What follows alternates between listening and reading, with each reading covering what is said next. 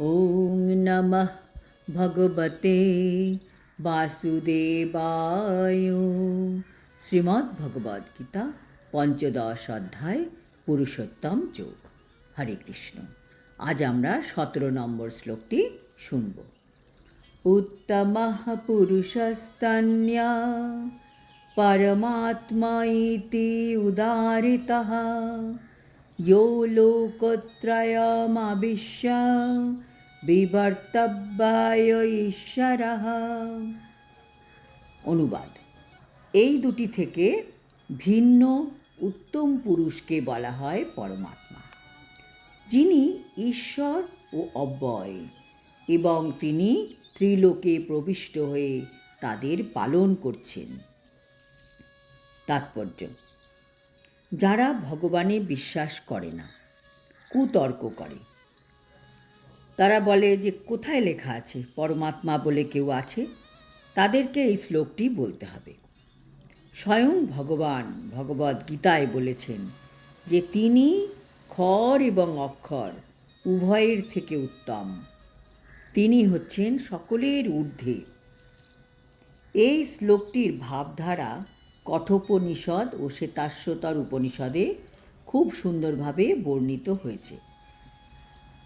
সেখানে স্পষ্টভাবে বলা হয়েছে যে বদ্ধ ও মুক্ত অনন্ত কোটি জীবের ঊর্ধ্বে রয়েছেন পরম পুরুষ, যিনি হচ্ছেন পরমাত্মা।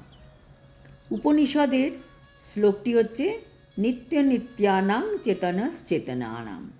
এর তাৎপর্য এই যে বদ্ধ ও মুক্ত উভয় প্রকার জীবের মধ্যেই একজন পরম প্রাণময় পুরুষ রয়েছেন।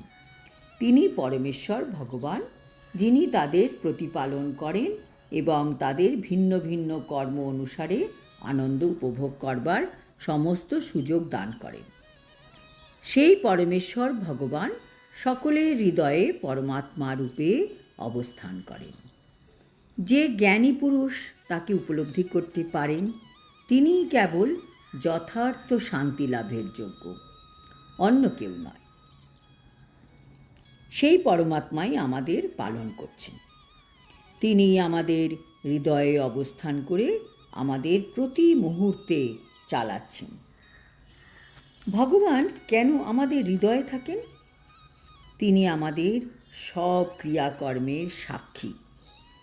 তিনি আমাদের অনুমন্তা, অর্থাৎ আমরা যা কিছু ইচ্ছা করি বা বাসনা করি, তিনি আমাদের অনুমোদন করলে তবে আমরা সেগুলি পাই। তিনি আমাদের সব কামনা বাসনার স্যাংশনিং অথরিটি। তিনি স্যাংশন না করলে আমরা যতই চেষ্টা করি না কেন তা লাভ করতে পারবো না। আর ভগবান আমাদের হৃদয়ে বসে উপদ্রষ্টার কাজও করেন এবং আমাদের পালনকারীও তিনি। কিন্তু আমরা মূর্খ জীব, আমরা মনে করি আমিই চালাচ্ছি আমার সংসার, আমি খুবই ইম্পর্ট্যান্ট, আমি ছাড়া আমার সংসার চলবেই না। এটা যে কত ভুল ধারণা! গীতায় ভগবান ক্লিয়ারলি বলছেন, আমিই সকলকে পালন করছি। যতকাল জীবাত্মা নিজেকে পালক বা বস বলে মনে করবে, ততদিন সে নিজে বদ্ধ দশায় থাকবে। এই অহংকার তাকে বদ্ধ অবস্থা থেকে মুক্ত হতে দেবে না। যেমন একটি শিশু সংসারের কিছুই জানে না, কে তাকে খাবার দিচ্ছে, কে তাকে ঘুম পাড়াচ্ছে, এগুলি শিশুটি কিছুই জানে না। তার খিদে পেলে, খাবার পেলেই সে চুপ হয়ে যায়। সেই রকম আমরা হচ্ছি প্রকৃত জ্ঞানের ব্যাপারে শিশু। আমাদের যিনি চালাচ্ছেন তার কথা আমরা সম্পূর্ণ ভুলে নিজেকে হেড বলে মনে করি। মানুষের কথা ছেড়ে দিয়ে যদি আমরা দেখি জঙ্গলের পশুদের কে খাবার জোগাচ্ছে, তারা তো সঞ্চয়ও করে না, কিন্তু তারাও তো খেয়ে দিয়ে বেঁচে আছে। যেমন ভগবান এইসব পশু পাখি কীট পতঙ্গকে পালন করছেন, তেমনিভাবে মানুষকেও তিনিই পালন করছেন। কিন্তু মানুষ অজ্ঞান, তাই সে মানতে চায় না। ভগবানকে সে ভুলে থাকার চেষ্টা করে, তাই কৃষ্ণকে ক্রেডিট না দিয়ে নিজেই সব ক্রেডিট নিতে চায়। আজ এই পর্যন্ত। পরের শ্লোকে ভগবান নিজে যে পুরুষোত্তম সেই বিষয়ে আরও বিস্তৃত ব্যাখ্যা দেবেন। হরি ওম তৎসৎ। হরে কৃষ্ণ।